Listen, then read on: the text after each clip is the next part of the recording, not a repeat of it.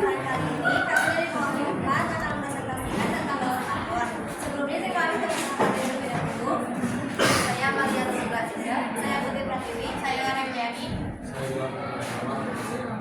saya Dan, Saya Fahmi. Sebelumnya daun karbon adalah proses alami yang melibatkan pergerakan karbon mengelilingi dengan komponen-komponen penting di bumi seperti atmosfer, biosfer, litosfer, dan juga hidrosfer. Kami akan menjelaskan sedikit demi sedikit unsur-unsur yang telah dicantumkan dalam miniatur kami. Yang pertama ada matahari. Matahari memberikan energi yang diperlukan untuk fotosintesis pada tumbuhan.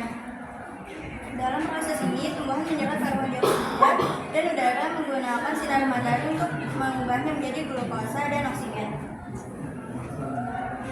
Yang kedua ada tumbuhan yang menyerap CO2 dari udara ini kemudian menjadi sumber karbon bagi makhluk hidup lainnya dalam mengambil makanan.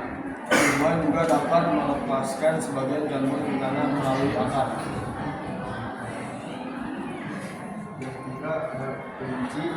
Kelinci yang merupakan jempolan bahkan tumbuhan yang mengandung karbon.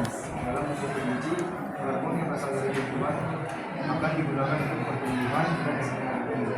Ketika kelinci bernapas, dia mengeluarkan CO2 kembali ke atmosfer. Yang keempat ada sapi. Sapi sebagai hewan ternak juga memakan tumbuhan yang mengandung karbon dalam proses pencernaan dan metabolisme.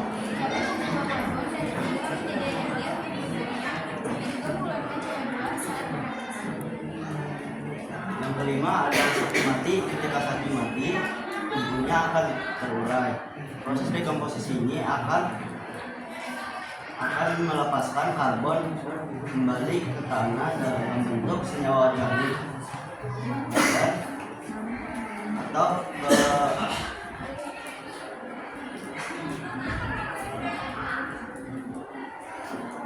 karbon kembali. Saat pabrik atau industri menghasilkan emisi karbon dioksida CO2 ke atmosfer sebagai hasil dari pembakaran bahan bakar fosil seperti batu bara atau minyak. Dalam proses produksi ini menambah jumlah karbon di atmosfer. Lalu kita bisa melihat ada laut di sini. Laut berperan penting dan dia juga menyerap dari atmosfer berupa karbon dioksida. Karbon juga bisa menyerap sebagai senyawa lain berbentuk CO3 ataupun kalsium dioksida yang diserap oleh paus. Paus sendiri memakan plankton, juga ikan-ikan kecil yang mengandung karbon di dalamnya, dan jika paus mati, dia akan membawa karbon serta karbon di dalam tubuhnya di dalam dasar laut. Di dasar laut sendiri, ketika karbon ada di dalam laut, karbon akan menyerap ke sedimen laut dan selama ribuan tahun mungkin akan menjadi fosil yang mengakibatkan fosil itu diproduksi oleh pabrik yang menghasilkan karbon dioksida. Selanjutnya,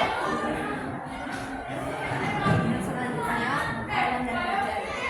Awan yang terbentuk dari uap air dan menguap dari air lautan dan daratan yang membawa serta sebagian kecil karbon dioksida dalam bentuk karbonat H2CO.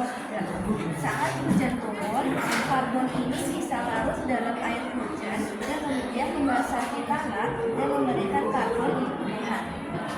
Yang ke-10 ada gunung. Proses vulkanik dari gunung berapi melepaskan karbon dioksida ke atmosfer. Ini adalah salah satu cara untuk mengembalikan karbon ke udara setelah sebelumnya terperangkap dalam batuan dan sedimen. Kesimpulannya, secara keseluruhan, siklus